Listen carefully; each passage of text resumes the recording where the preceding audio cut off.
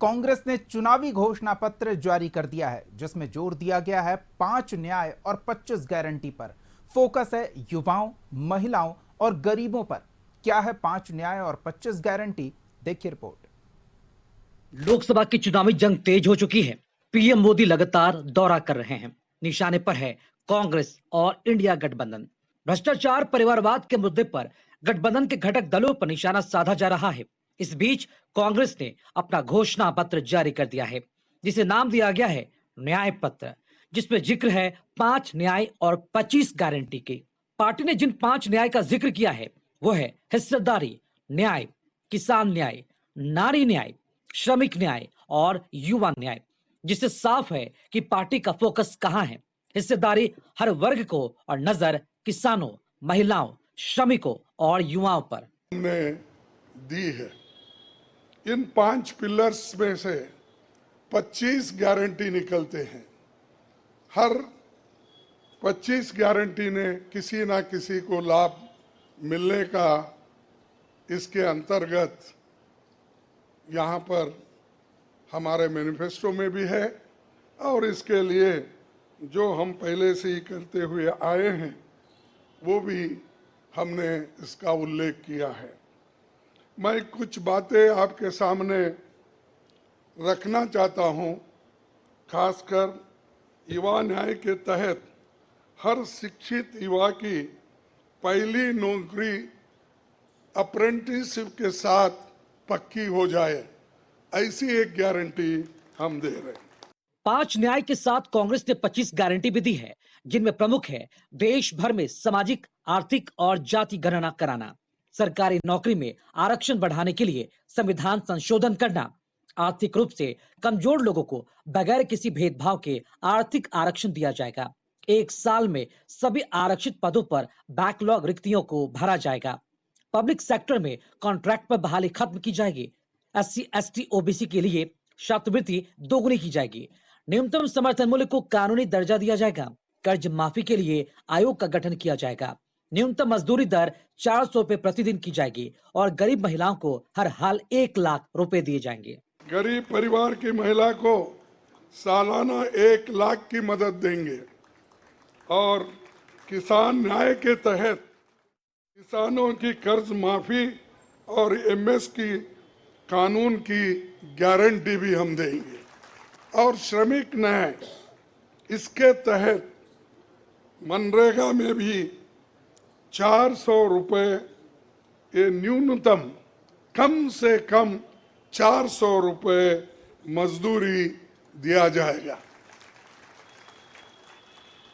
हिस्सेदारी न्याय में सामाजिक, आर्थिक समानता के लिए हर व्यक्ति और हर वर्ग की गिनती या जातीय जनगणना होगी, जिससे सबको फायदा होगा, या किसी के फॉर में, किसी के अगेंस्ट में ये नहीं है। इसके अलावा कई और मुद्दे हैं जिस पर बड़ा ऐलान किया गया है, जैसे 1 नेशन 1 इलेक्शन का विरोध। कांग्रेस लोकसभा और विधानसभा चुनाव तय समय पर कराने की पक्षधर है। इसके अलावा मतदान EVM के जरिए ही होंगे, लेकिन वीवीपैट की पर्ची से मिलान किया जाएगा। संविधान की 10वीं अनुसूची में संशोधन का वादा किया गया है, जिससे दल बदल करने पर विधानसभा या संसद की सदस्यता खुद खत्म हो जाएगी। पुलिस और केंद्रीय एजेंसियां सख्ती से कानून के अनुसार काम करेंगे। हर मामले को संसद या राज्य विधानमंडलों की निगरानी में लाया जाएगा। राहुल गांधी ने जोर देते हुए कहा कि ये चुनाव संविधान बचाने के लिए है। ये जो चुनाव है, ये लोकतंत्र को और संविधान को बचाने का चुनाव है। एक तरफ NDA नरेंद्र मोदी जी जो कॉन्स्टिट्यूशन पर आक्रमण कर रहे हैं, लोकतंत्र पर आक्रमण कर रहे हैं, इंस्टीट्यूशंस को कैप्चर कर रहे हैं, और दूसरी तरफ इंडिया अलायंस जो कॉन्स्टिट्यूशन की रक्षा करता है, लोकतंत्र की रक्षा करता है। तो ये चुनाव इन दोनों फोर्सेस के बीच में है। कांग्रेस नेताओं का कहना है कि घोषणा पत्र में समाज के सभी वर्गों के हितों का ख्याल रखा गया है, और ये ऐसा घोषणा पत्र है जिसका लोगों पर असर भी होगा। बहुत बड़ा असर पड़ेगा, क्योंकि हमने जो वायदे हमेशा किए हैं पहले भी, वो हमने पूरे किए हैं, और इसमें जो वायदे किए हैं वो भी पूरा किया जाएगा, तो इसका बहुत बड़ा असर पड़ेगा। और बीजेपी ने पिछले चुनाव में जो वायदे किए थे वो भूल गए उसे। महिलाओं के लिए बड़ी सारी हाँ, बातें हाँ, बहुत अच्छा, 1 लाख रुपए देने की बात है। बहुत अच्छा है वो, और वो दिया जाएगा। शानदार हमारा मैनिफेस्टो है, और मुझे लगता है कि जनता आज उम्मीद करती है कांग्रेस को एक बेहतर विकल्प देने के लिए। हमारे मैनिफेस्टो में सब वो बातें कही हैं जो जनता चाहती है। किसान, नौजवान, महिला, मध्यम वर्ग, सबके लिए हम लोगों ने अपनी रोड मैप तैयार किया है।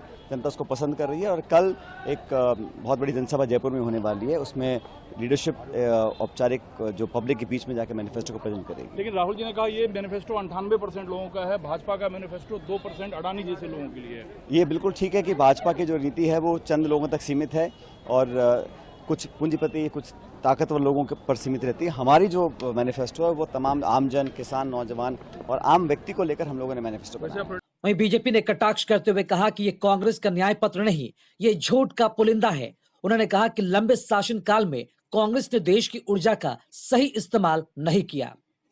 कांग्रेस का घोषणा पत्र, जिसको न्याय पत्र नाम दिया है, कांग्रेस अन्याय के पहाड़ पे बैठी हुई सदैव पूरी देश के किसान, गरीब, मजदूर, युवा सबके साथ अन्याय करते हुए उन्होंने अपना समय गुजारा।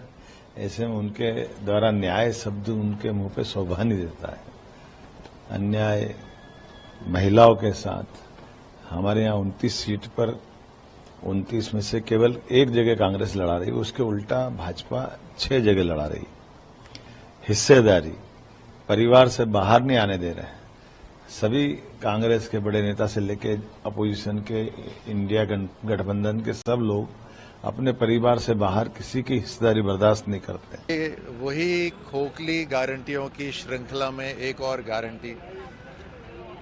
जब इनके 5 साल सरकार थे राजस्थान के अंदर, तो एक ही गारंटी थी कि राजस्थान को लूटेंगे, और हर तरह से राजस्थान को लूटा, और केवल स्वार्थ की राजनीति इन्होंने करी।